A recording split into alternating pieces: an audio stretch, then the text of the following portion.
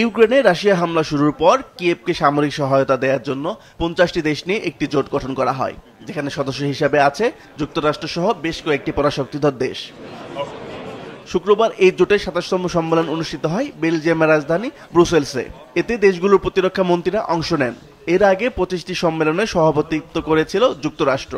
তবে president Donald Trump দায়িত্ব নেওয়ার পর থেকে ওয়াশিংটন নিজেকে গুটিয়ে নিলে সভাপতিত্বের দায়িত্ব নেয় যুক্তরাজ্য। অবশ্য গতকালের সম্মেলনে অংশ নিয়েছিল যুক্তরাষ্ট্রের প্রতিনিধিরাও, যেখানে ভার্চুয়ালি যুক্ত হন প্রতিরক্ষা মন্ত্রী পিট Hegseth.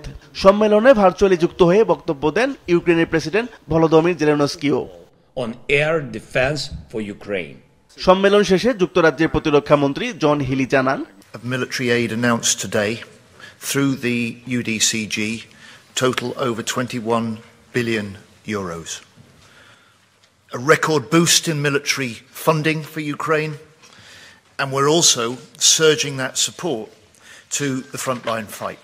We are not able to provide more, but what we do is to try to collect all over the world any system in that range for air defense which we can find, and we try at the same time to find money to buy anything we can get. ইউক্রেনের প্রতিরক্ষা মন্ত্রী বলেন, কিয়েভকে নিরাপত্তা সহায়তা দিচ্ছে Europe. যুক্তরাজ্য যে নিরাপত্তা সহায়তা অব্যাহত রেখেছে এবং ইউক্রেনের পাশে আছে, এটি তারই বহিঃপ্রকাশ। বেলজিয়ামের সম্মেলনের মধ্যে রাশিয়া সফরে গেছেন প্রেসিডেন্ট ট্রাম্পের বিশেষ দূত স্টিভ উইটকফ। বিষয়টি নিশ্চিত করেছেন ক্রেমলিনের মুখপাত্র দিমিত্রি পেসকভ। প্রেসিডেন্ট পুতিনের সঙ্গে ট্রাম্পের বৈঠক হলে তা গণমাধ্যমকে অবহিত করা হবে বলেও জানান পেসকভ। এদিকে ইউক্রেনের সামরিক আইনের কার্যকারিতার মেয়াদ 9 মে পর্যন্ত বাড়ানো হয়েছে। রাশিয়ার হামলার পরপরই দেশটিতে সামরিক আইন জারি করা হয়েছিল।